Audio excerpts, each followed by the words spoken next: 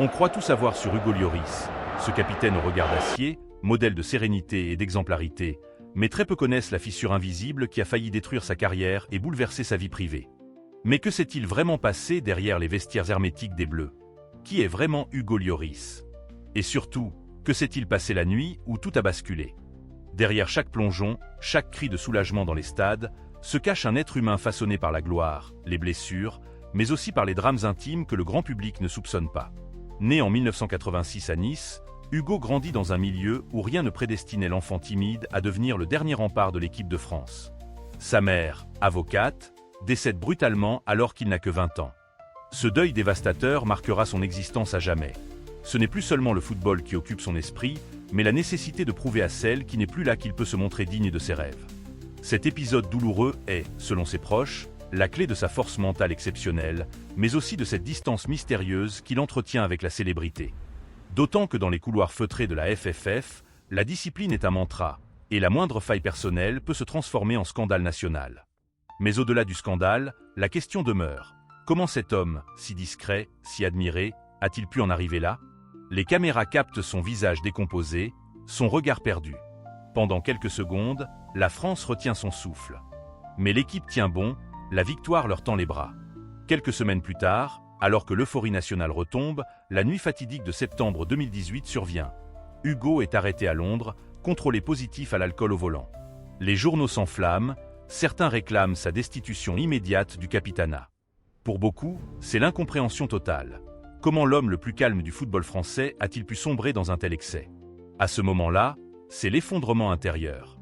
Lloris publie un communiqué d'excuses, mais la blessure est profonde. Il se concentre, il encaisse, il avance.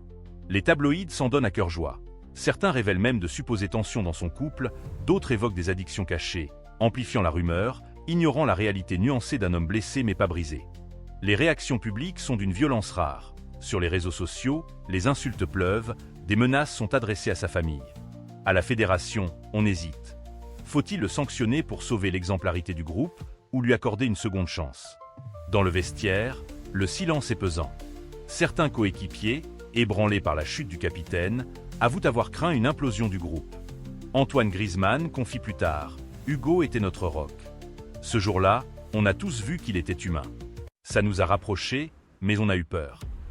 C'est aussi ce soir-là qu'Hugo touche du doigt l'autre face de la célébrité, la lumière aveuglante des projecteurs, mais surtout l'ombre glacée de la solitude. Il consulte un psychologue du sport, parle pour la première fois de sa fatigue, de ses cauchemars. Certains membres du staff racontent des scènes poignantes. Un Hugo prostré dans un coin du vestiaire, la tête entre les mains, murmurant qu'il veut tout arrêter. Mais à chaque fois, il trouve la force de se relever, porté par le soutien discret de sa femme Marine, par la fidélité de quelques amis d'enfance restés loin des projecteurs. La presse finit par se lasser, l'affaire s'essouffle. Mais Hugo, lui, n'oubliera jamais la leçon.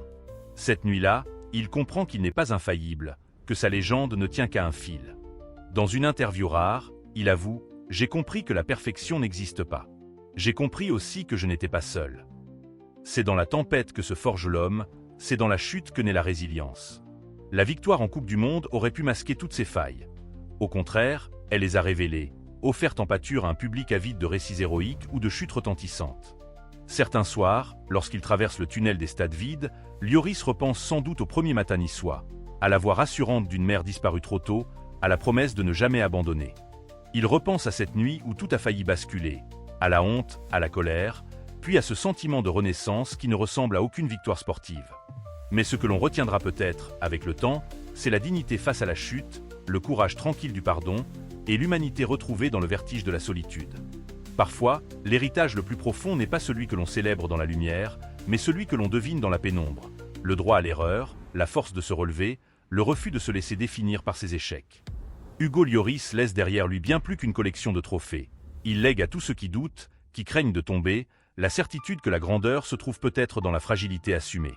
Certaines histoires n'étaient pas destinées à être connues. Mais désormais, vous savez.